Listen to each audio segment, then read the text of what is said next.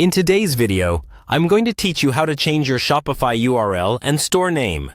First, go ahead and log in to your Shopify admin dashboard. This is the main control center for your store, where you manage products, orders, and all your settings. Once you're on the dashboard homepage, we're going to focus on two main areas, your store name and the URL customers see when they visit your store. Let's start with changing your store name. On the left-hand side of the dashboard, look for the Settings option, usually at the bottom of the menu. Click on Settings and then select the option labeled Store Details or something very similar. On this page, you'll see a section called Basic Information. Here, you'll find a field for your store name. This is the name your customers will see in places like your storefront header and some email notifications. Click into that store name field, delete the old name, and type in the new one you want to use. Try to choose a name that matches your brand and is easy for customers to remember. When you're happy with it, scroll down and click Save. It may take a few seconds, but once it's saved, your new store name will be applied across your store.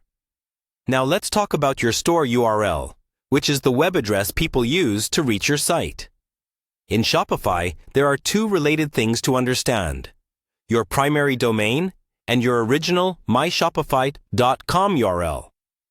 The original myshopify.com URL cannot be changed, but you can set up and use a custom domain that your customers will see instead. To do this, stay in the Settings area and look for Domains.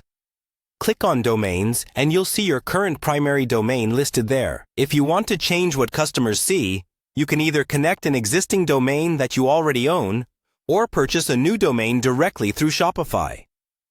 If you buy or connect a new domain, it will appear in your domain list. Once your new domain is connected and verified, select it and set it as your primary domain. This tells Shopify to use that new URL as the main address for your store. Give it a little time to propagate across the internet. In some cases, it can take a few minutes to a couple of hours. After that, visit your new URL in a browser to make sure everything loads correctly. Your store name and the web address your customers see should now both reflect your updated branding.